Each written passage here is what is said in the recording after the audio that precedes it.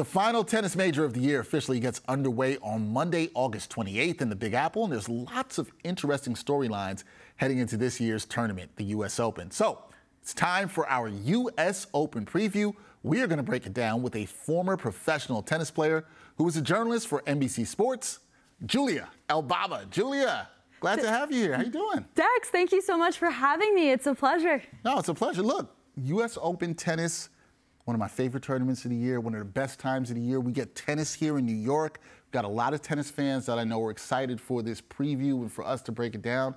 So, you ready to get into it?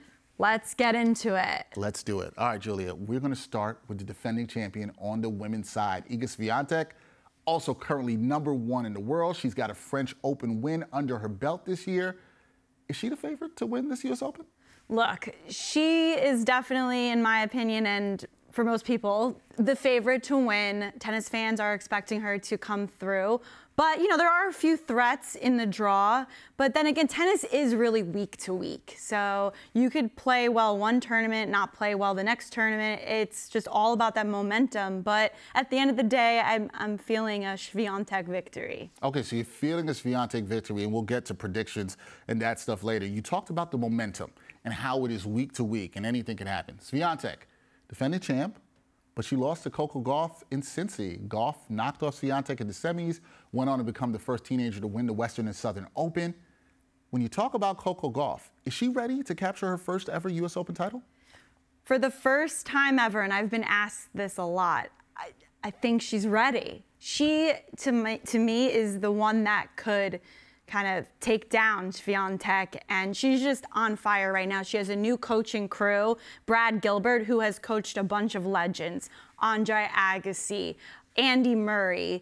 So Coco Gauff is, you know, one that could be a true contender. All right, so you got Gauff as a true contender. She's playing some of her best tennis right now. Fans definitely are looking to see what she can do at this tournament. In terms of players on the women's side that could be dangerous, is there another player or players that you think could be dangerous here that fans should keep their eye on at this tournament? I would say there's a few. The Tunisian Ons Jabeur, she has proven that she can play on that big stage. And then we have Aryna Sabalenka, who's a huge hitter. The hard courts really suit her game, that flat hitting. And then lastly, we got Elena Rybakina, who has also proven that she can make it all the way to the end of the 2 weeks. So those are the three that could truly push Gauff and Swiatek. So we'll see. It should be an interesting, you know, few weeks. Okay, Julia, I wanted to talk to you about some work you did recently, which was really good. You had the chance to interview former #1 Caroline Wozniacki about her comeback to tennis happening at the U.S. Open. So I got to ask you this. What's her mindset right now coming back, heading into this tournament, and how's she feeling about everything, just coming back and playing at the big stage in New York? Yeah, it was lovely catching up with Caroline. She's so pumped and ready to play in front of that packed New York crowd. I mean, that energy in New York is just unlike no other. She says the comeback's a little different now because she has a few years of marriage and 2 little kids by her side. So it's not a simple, you know, transition anymore. Like, even if you just want to go to a little dinner, you know, you have to bring a whole crew with you. So these little logistics, you know, she's a mom now. It's a bit different, but she's excited to have her kids kind of watch her and become inspired by her. And she plays on Monday, so New York and the whole country and the whole world is ready to see her take on the grand stage. Nah, they got to be ready. It started the tournament Monday, gets kicked off, and she'll be there playing. 33 years old, Caroline Wozniacki, back playing. So I think tennis fans, especially on the women's side, are very excited to see her back on the court. Now, speaking of players who've been doing it for a while, Caroline's been doing it for a while, Venus Williams, she's in the draw at age 43. So I got to ask this, Julia. Does Venus still have what it takes to compete with the upper echelon players in the sport? And what's her chances of making a deep run in this tournament? I want to eat whatever Venus is eating. The fact that she is playing the way she's playing, she had her first top 20 win in 4 years just a couple of weeks ago. So she's doing something right still, and she could surprise us truly. You know, if we get a run from her, the same one that Serena had last year to the 3rd round, I'd be thrilled. Realistically, Dex, we'd be maybe a little lucky just to see her win a first round at this point, unfortunately. But I know the New York crowd will just love to see her and cheer her on. Oh, yeah. Oh, you know that. The New York crowd is definitely going to love to see this. And yes, maybe we don't think it's realistic at this point, but we can hope. We can dream, right? Oh, yes. We can hope. Oh, yes. A third-round run would be nice. I think we all would sign up for that, a third-round run for Venus Williams at the tournament. Okay, let's go on to the men's side. Sure. Because when you look at American men here, it's been a 20-year drought for American men at the majors, right? Then you got a couple of guys who can have a good chance at this for the Americans. You got Taylor Fritz, Tommy Paul, Francis Tiafoe, probably the best chance for the United States. Do any of those guys, in your eyes, have a realistic shot to compete here? Who do you like out of that group and why? Yeah, I was just talking about this with Patrick McEnroe the other day. American tennis feels pretty good right now.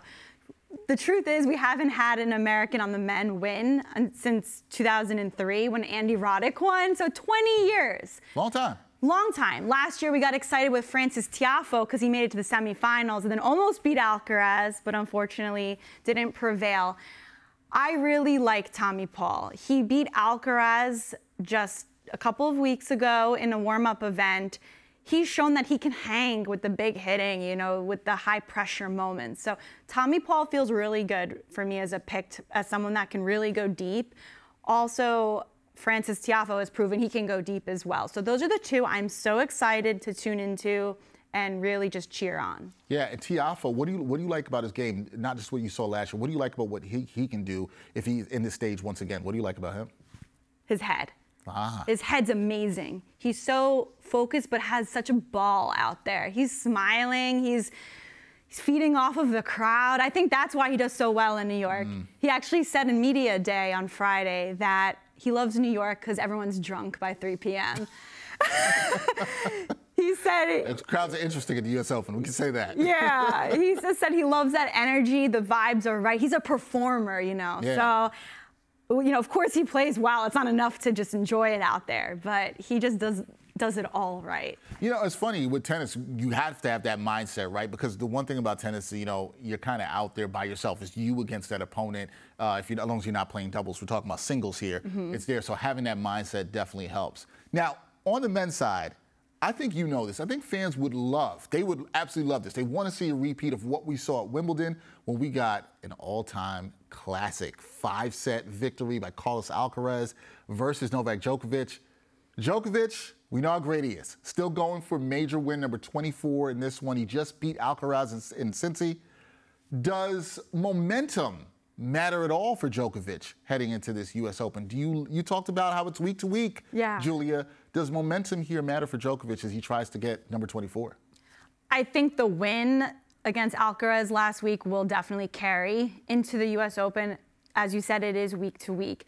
But what amazes me is that at 36, he's more driven than ever. And at Media Day on Friday, he said the person that's driving him right now is Alcaraz. He's the reason he goes after it at practice every single day so hard. Because if there was no one, you know, shaking Djokovic up a little bit, like what would really inspire him besides, of course, getting leaps and bounds ahead of everyone else? But you need that one, at least one. Of course, there's other amazing competitors, but Alcaraz is the one that just keeps that fire.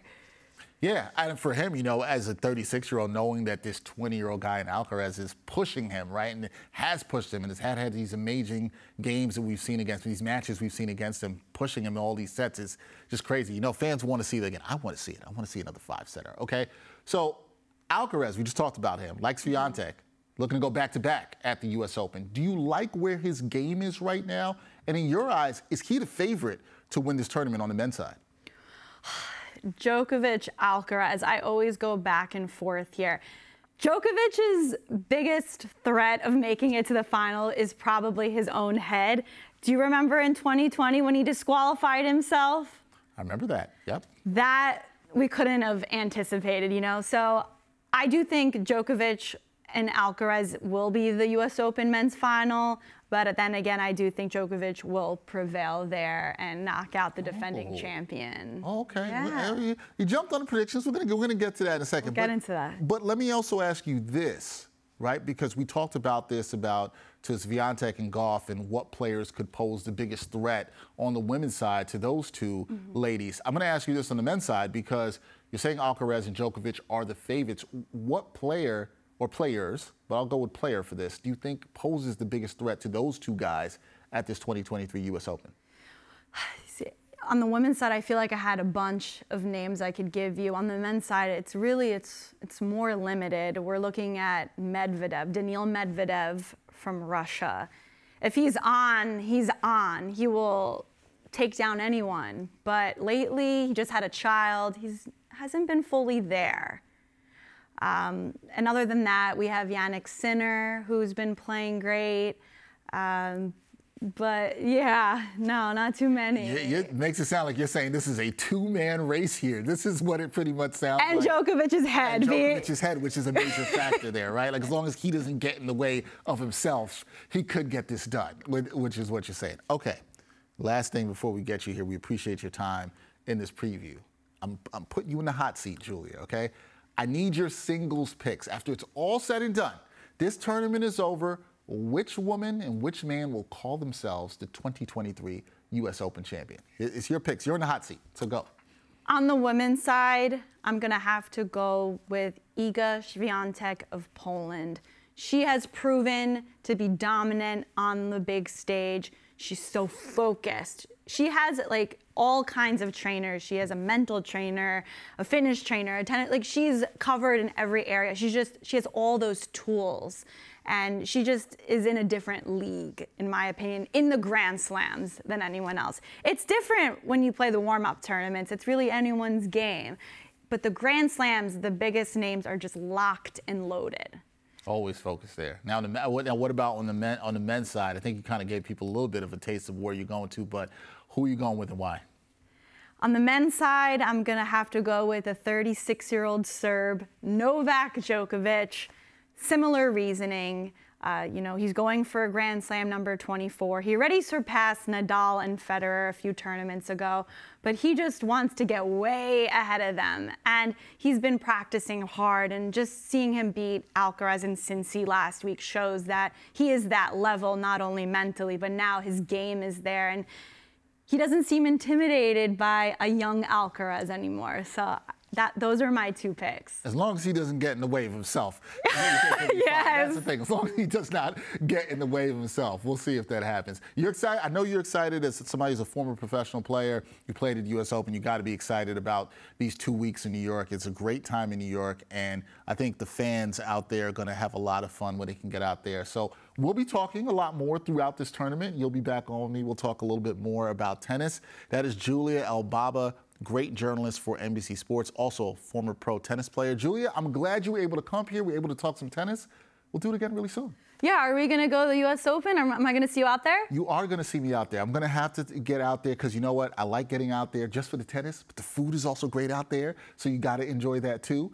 And, got to see some good tennis and get to see you. I'll see you out there. That's right. I just love that. These players, they're not drafted onto teams. Right. They're playing for themselves. So just that hunger and determination. If you're injured, you have to find a way to, be scrappy and find a way to win. And so I just really appreciate that about tennis. They leave it all out there. So they leave it all out Flushing Meadows is the place to be. Flushing Meadows is the place to be for the next 2 weeks. Julia Elbaba, she'll be out there with the great coverage of this wonderful tournament, the 2023 U.S. Open. We'll see her for predictions. All right, Julia. We'll do this again soon. Thank you so much. Thank you, Dex. Thank you for having me. Anytime.